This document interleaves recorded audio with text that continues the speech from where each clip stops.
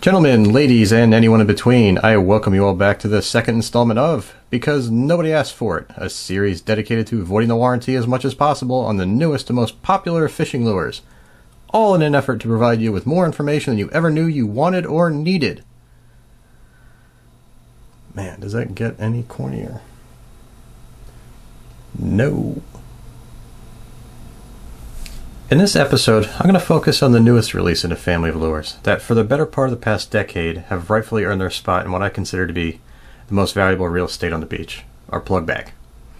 Not needing any formal introduction, the Daiwa Salt Pro Minnow 15s has become one of the most commonly carried baits anywhere the salt meets the sand, rock, or fiberglass.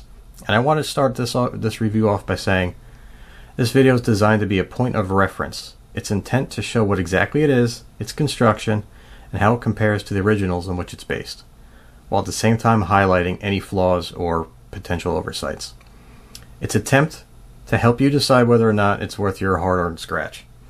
And by no means is this intended to be a promotion, and due to the way I'm wired, I'm always on the lookout for a manufacturer's shortcut or potential point of failure. So without further delay, this is Daiwa's new Salt Pro Minnow 17. It's currently being offered in two versions, a floating version that weighs in at 1 ounce and 5/8, and a slow sink version that comes in just shy of 2 ounces. Coming in at 6 3/4 inches long, it's 100% modeled after the original 15.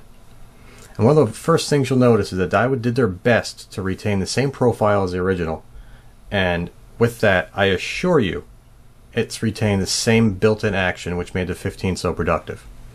While it may look quite a bit larger, it is in fact only lengthened by 3/4 inch, widened by only 1/10 inch, and when directly compared to its 6-inch SP siblings, only comes in at 2/3 of an ounce heavier. The SPF 15 is already an amazingly versatile, low-cost, and productive bait, so it's no wonder why they've become so popular. And over the years, two things have become common knowledge. It has big fish potential, and even though it'll fish perfectly fine the way it is out of the box, if you take your time in the water seriously, hardware upgrades are an absolute must. And whether you canal rig it, made the move to multiple rings and single hooks, or just use a basic split ring and treble hook upgrade, it's known that the original configuration wasn't designed for repeat run-ins with big bass and bluefish. So with Daiwa's latest and largest edition, have they taken preemptive approaches and addressed its predecessor shortcomings? Let's find out. Right off the bat, I want to make it perfectly clear, nowhere on the packaging does it display or make any mention at all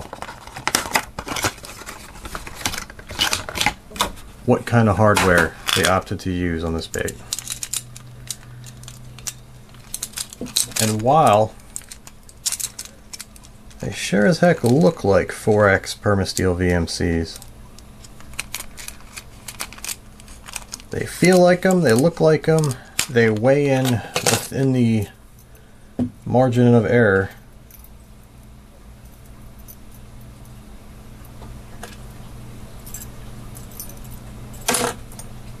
And they even measure on the calipers identically at 1.81 millimeter wire diameter. I can't confirm whether or not they truly are 4X VMCs. Now, that aside, that still doesn't change the fact that they're an incredibly stout, well, VMC 4X stout enough and VMC sharp enough type hook. Now this is a VMC from about 15 years ago. I know for a fact it's a 4X 3.0 VMC. This is what's on the Daiwa.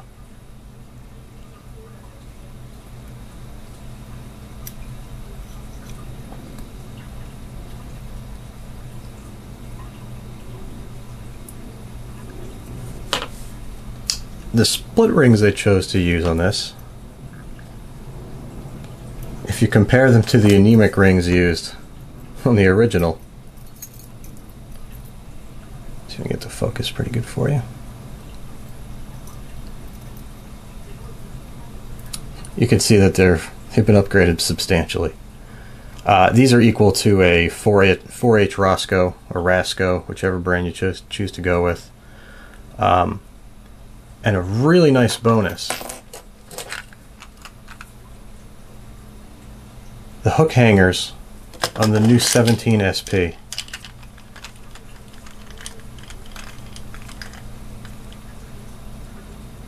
Will readily take a Wolverine split ring. So if you're already fully stocked up on Wolverines, feel free to wind them on, which is something that can't be said about the original 6-inch bait.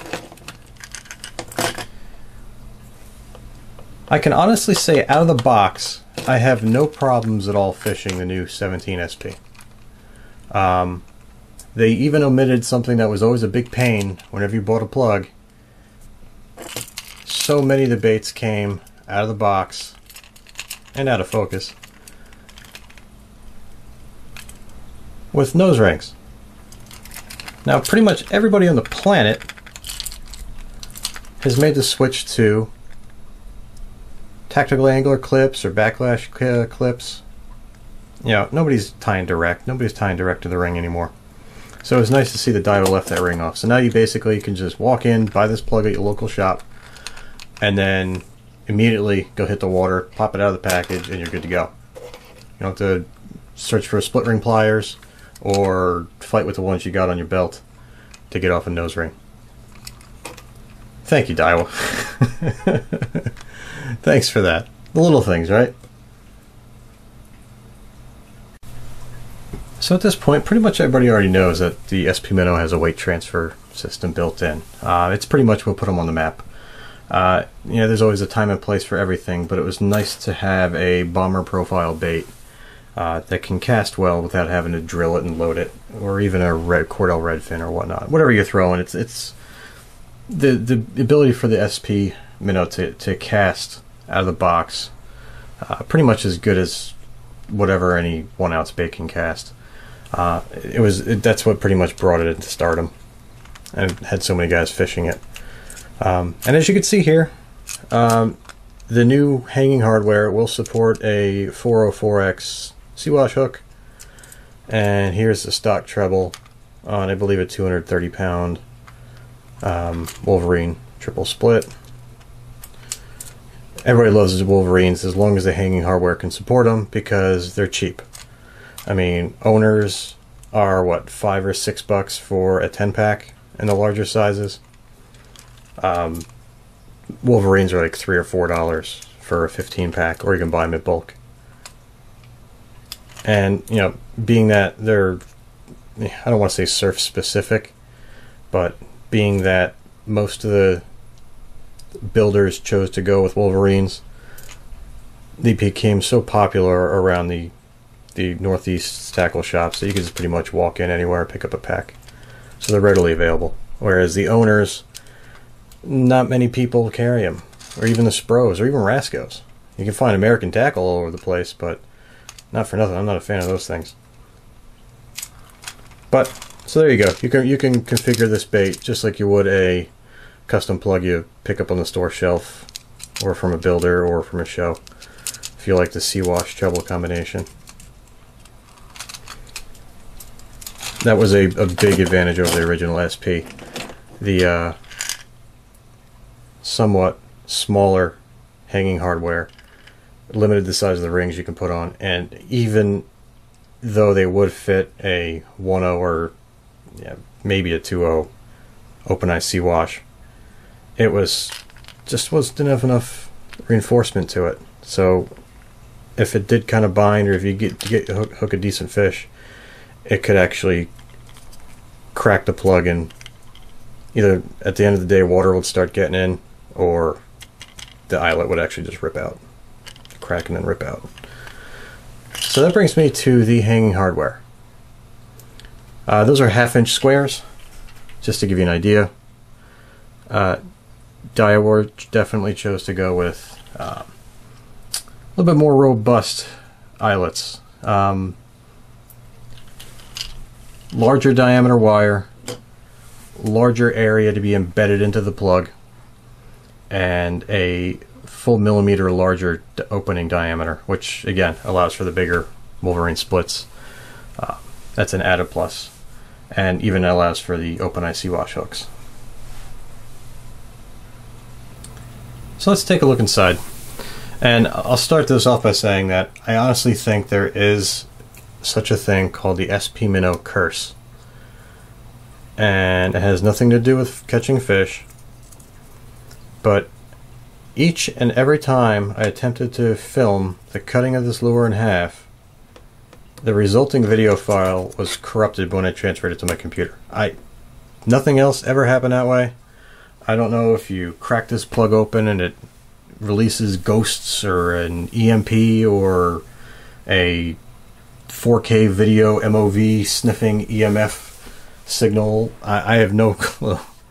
But yeah, I had to pick up another one because all the footage I had of cutting it was lost. And then guess what? A week and a half later, a week later, same exact thing happened. So yeah, I'll save you from the boredom of watching me with the Dremel tool cut this guy open. So, alright. We all know it has a weight transfer system. Oh, that's awkward.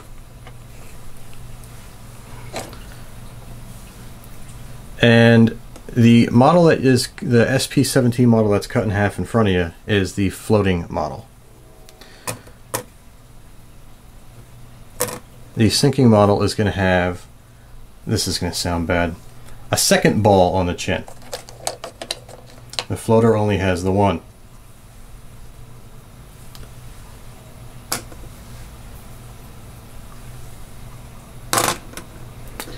And here you have the floating version of the 15 directly above it. Let me get a little bit tighter.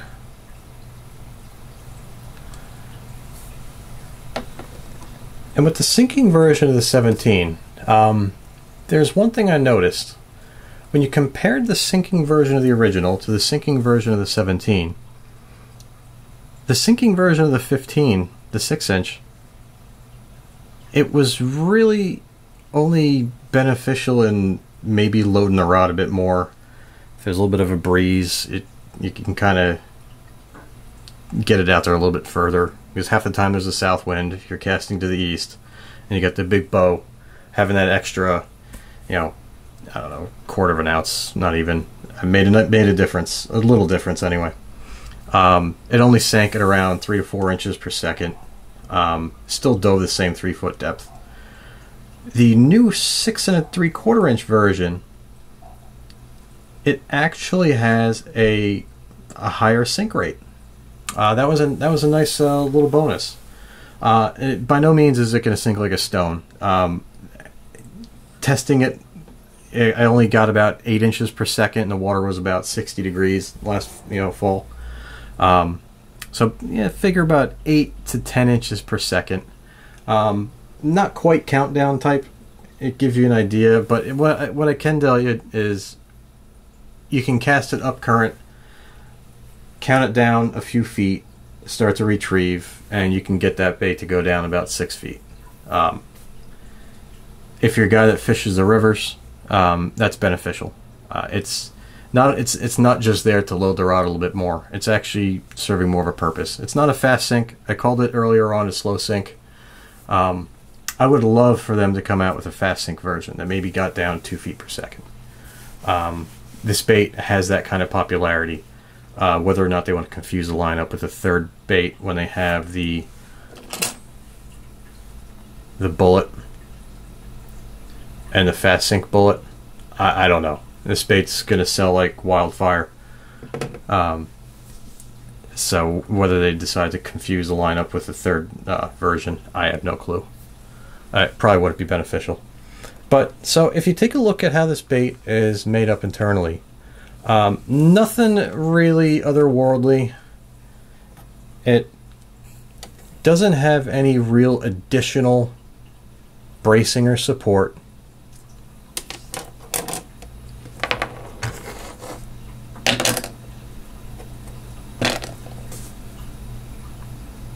But what you can see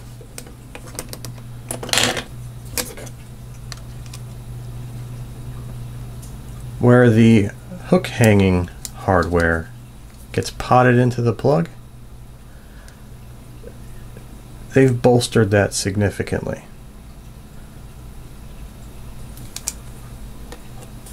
So if you take a look on this one, you can see where the actual eyelet is embedded. It's not going to stay, but get the idea.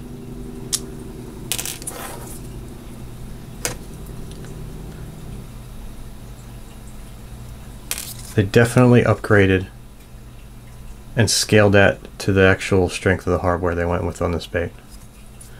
That's a major positive. And I also took the grand tour with the calipers and measured the body thickness all the way around the back of the plug, throughout the belly section, and through the chin. And I found that the back wall here, about 1/10 of a millimeter overall thickness increase. Didn't look like that was just in the epoxy or the paint finish in the top coat, whatever they chose to go with there. It did actually look like it was molded into the bait, engineered into the mold. And same thing can be said about this area up here in the chin. They kind of juiced that by about 2 to 3/10 of a millimeter, as well as back here on the tail. So that's an added plus. It's not earth-shattering. You know, you're not going to use it as a hammer, but any little extra bit of bluefish armor goes a long way. I think you'll all agree with that. And this kind of gives you a perfect idea of what the actual increase in size of the bait is.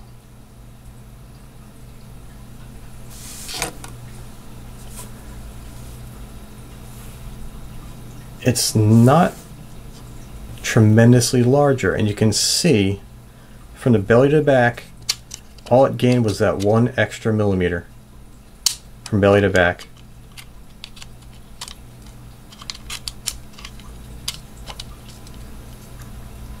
I'm sorry, I meant to say a 1/10 of an inch, not 1 millimeter. So you got a 1/10 of an inch increase from belly to back height, and the same thing when you go from left to right on it here. It's a 1/10 of an inch wider overall. Yet, when you hold them side by side, it looks like it's substantially larger. So, while it's not going to, cast as well as a darter or a little neck swimmer, it'll get out there. It'll cast better than the original SP because it's almost 5/8 of an ounce heavier than the original SP, and it's not all that more wind resistant. So you'll get an extra 20% distance, all while keeping that same action. Excellent bait.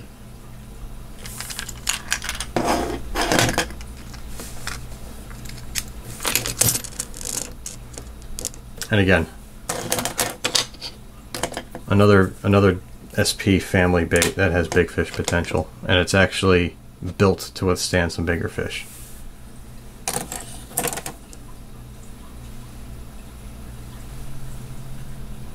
Now I gotta say, I do definitely like when I see new and improved baits or new baits based on popular originals that come out and don't leave you scratching your head or asking what were they thinking.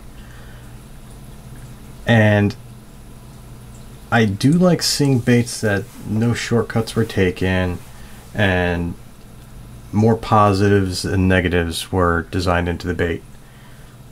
And I can definitely say that rings true with this new SP17. But I think, and I don't know if it was possible, I think Daiwa may have made a slight mistake when they designed the positioning of the front hanger to be equal to that of the original 6-inch. I don't know if it was done simply because to retain that, beloved action, iconic action, fish catching action that the original had, they had to position it there because of, you know, the weighting, the balance, and the swinging hook center of gravity. I don't know, but I can definitely tell you that if you want to canal rig this bait with a 3/0 treble hook or the stock treble hook and just add, you know, your ring swivel ring setup, it brings it way too close to your line tie. I would have liked to see it further back. So if you notice this being the bullet, a center weighted bait with a level fall, they moved it back. I get that. The centering of the weight with the hook and, you know, pushed a little bit further back does maintain that level fall. So I can definitely see that and why they did that. But with the 6, let's see if I can show you how this is going to look. So imagine that canal rigged, and then, you know, when the bait casts, a lot of times that treble hook goes straight down, and then it just rolls over and, you know, corkscrews in the air. At splashdown, sometimes it'll come up over here. It'll come up over the lip. It would have been nice if they designed it. Obviously, they didn't design this lure for canal rigging of mine, but I'm just pointing that out to you guys. You know, it would have been nice if they had the attachment point about a ½ inch back. That would have been nice.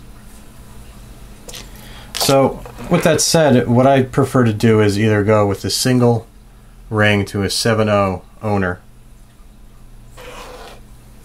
or what I've really come to like is the Gamakatsu 510. This is their this is their largest size. Size 5, I believe. 5/0.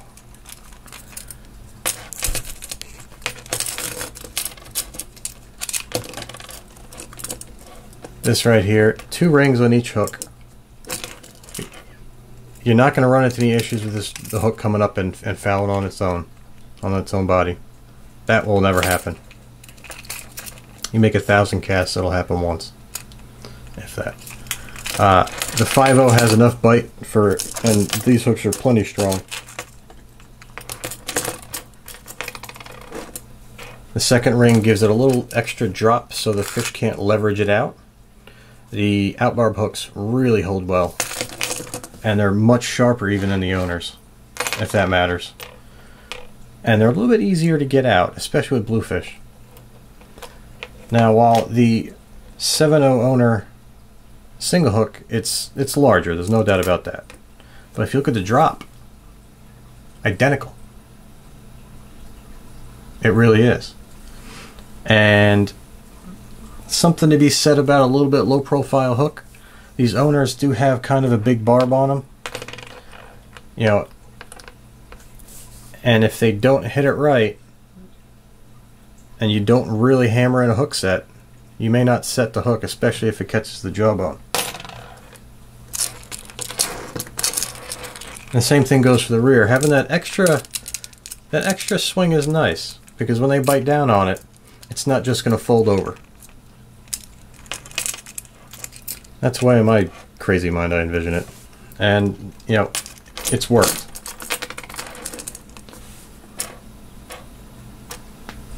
I've avoided treble hooks for a long time now. I'm probably going on my 6th year of doing whatever I can to avoid trebles.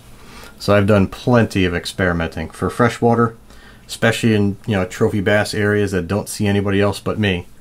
You know, we're talking freshwater largemouth. I pull off treble hooks in every bait.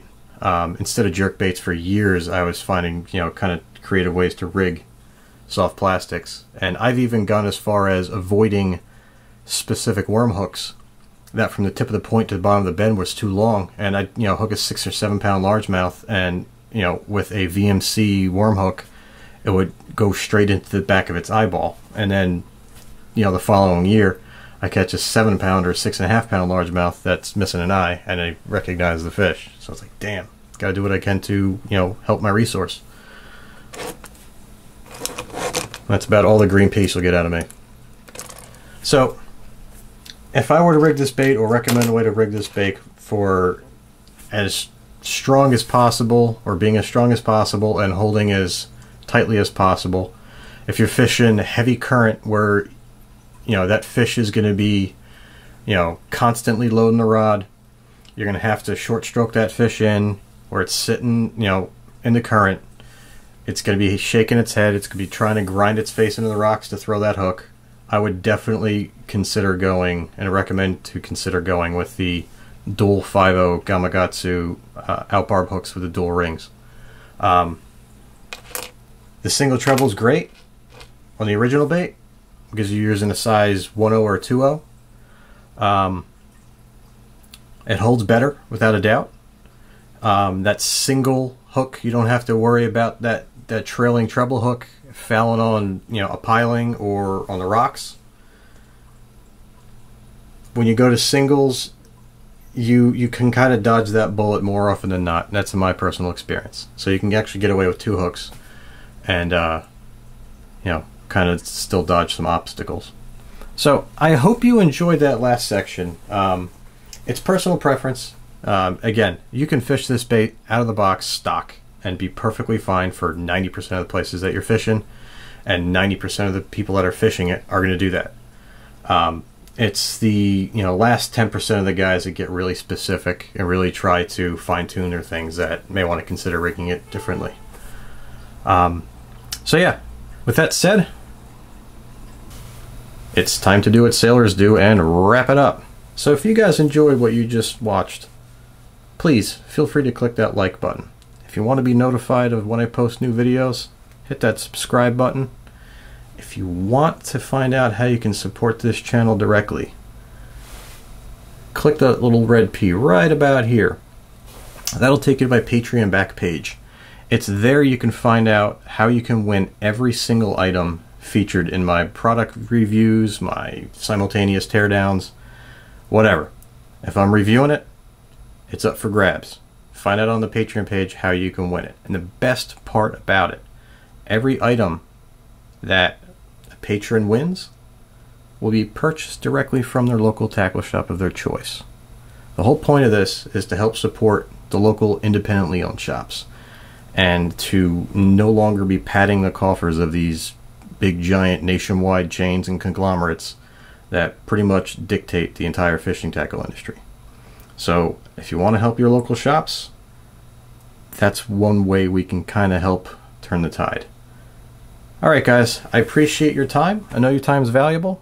Thank you very much, and I'll see you again.